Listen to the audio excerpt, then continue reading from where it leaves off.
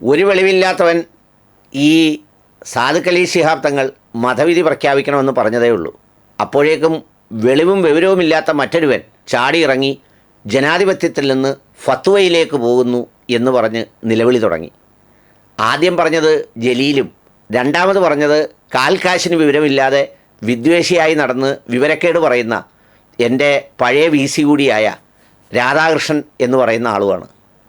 സത്യത്തിൽ ഈ പറഞ്ഞ കാര്യം എന്താണ്? അത് ഫത്വ ആണോ അല്ലെങ്കിൽ മറ്റെന്തെങ്കിലുമാണോ? വെളിവില്ലാത്ത കെ ടി ജലീൽ ഒരു ചാനൽ ചർച്ചയിൽ ഇരുന്നുകൊണ്ട് സ്വർണ്ണക്കള്ളക്കടത്തിൻ്റെ വിഷയത്തിൽ മതവിധി പറയണം എന്നുള്ളതാണ് അദ്ദേഹത്തിൻ്റെ ആവശ്യം.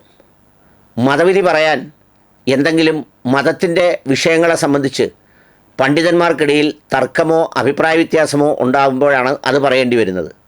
എന്ന് മാത്രമല്ല, സ്വർണ്ണക്കള്ളക്കടത്തിന് മതമില്ല. അത് ഈ രാജ്യത്ത് പല സ്ഥലങ്ങളിലും പല രൂപത്തിലും പല ഭാവത്തിലും നടക്കുന്നുണ്ട്. ഇത് നാഭിയിൽ വെച്ചുകൊണ്ട് വരുന്നവൻ മാത്രമല്ല ഇതിൻ്റെ ലാഭക്കാരൻ. കൊടുത്തുവിടുന്നവനും ഇവിടെ വാങ്ങുന്നവനും തട്ടാൻ ഉണ്ണിയും അടക്കമുള്ളവർ ഇതിൻ്റെ വ്യത്യസ്ത ശൃംഖലയിലെ ഗുണഭോക്താക്കളാണെന്ന് അൻവർ ആണയിട്ട് പലതരത്തിൽ ഉറക്കെ വിളിച്ച് പറയുന്നുമുണ്ട്.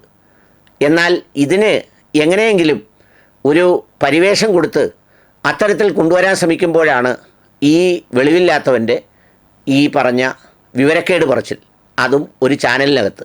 ഇത് കേട്ടപാടെ കേൾക്കാത്ത പാടെ വിവരവും വെളിവുമില്ലാത്ത കോൺഗ്രസിൽ നിന്ന് ഇവിടുന്നെല്ലാം ഒപ്പിച്ച് ഗാന്ധിജിയും ചർക്കയും ഒക്കെ വിശദീകരിച്ച് തെക്ക് വടക്ക് നടന്ന് ഒക്കുന്നതെല്ലാം PSC യിൽ നിന്നടക്കം ഒപ്പിച്ചുകൊണ്ട് പോയ സാക്ഷാൽ രാധാകൃഷ്ണൻ ഇതിലങ്ങ് ഏറ്റുപിടിച്ചത്. രാധാകൃഷ്ണൻ അറിയേണ്ടത് കോടിമുണ്ടുകൊണ്ടല്ല കോണകമുടുക്കുന്നത്. അത് രണ്ടും രണ്ടാണ്. മതവിധി പറയാൻ പറഞ്ഞതും ഫത്വ എന്ന് പറയുന്നതും രണ്ടും രണ്ടാണ്. മതവിധി പറയാൻ പറഞ്ഞാൽ അതിൻ്റെ അർത്ഥം എന്താണെന്നറിയുമോ? ഇത് ആളുകൾക്കിടയിൽ ഇത് ഒരു വലിയ തെറ്റാണ് എന്ന ബോധ്യമില്ലാതെ നടന്ന് ചെയ്തു പോകുന്ന കാര്യമായതുകൊണ്ട് ഇതിൻ്റെ ഗൗരവം, ഇതിൻ്റെ പ്രവാചക വചനം, ഇതിൻ്റെ കള്ളക്കടത്തും അല്ലെങ്കിൽ ഇതുമായി ബന്ധപ്പെട്ട വിഷയങ്ങളെ സംബന്ധിച്ച് പ്രസംഗിക്കണമെന്നാണ് ഈ പറഞ്ഞ ജലീൽ പറഞ്ഞതിൻ്റെ അർത്ഥം. അപ്പോഴേക്ക് അത് രാധാകൃഷ്ണന് തോന്നിയത് ഫത്വയായിട്ടാണ്.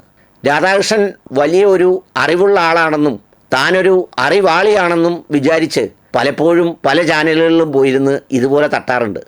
യഥാർത്ഥത്തിൽ ഇതൊക്കെ പറയാനിറങ്ങുമ്പോൾ ഈ മതവിധി എന്താണെന്നും ഫത്വ എന്താണെന്നുമൊക്കെയുള്ള വ്യത്യാസം ആരെങ്കിലും ഒരാളിനോട് ചോദിച്ച് ഒന്ന് മനസ്സിലാക്കണം. ഒന്നുമല്ലെങ്കിൽ പണ്ട് കോൺഗ്രസ് ആണെന്നും പറഞ്ഞ് നടന്നപ്പോൾ തീറ്റി തന്നവരും പഠിപ്പിച്ചവരും ഒക്കെയായ ഏതെങ്കിലും ഈ മതത്തിലെ വിശ്വാസികൾ കാണുമല്ലോ, അവരുടെ കുടുംബങ്ങളൊക്കെ, ഈ പറഞ്ഞ അവരെ ആരെയെങ്കിലും വിളിച്ച് ഒന്ന് ചോദിച്ച് മനസ്സിലാക്കിയിട്ട് വേണമായിരുന്നു ഈ വെളിവുകേടും വിവരക്കേടും പറയാൻ.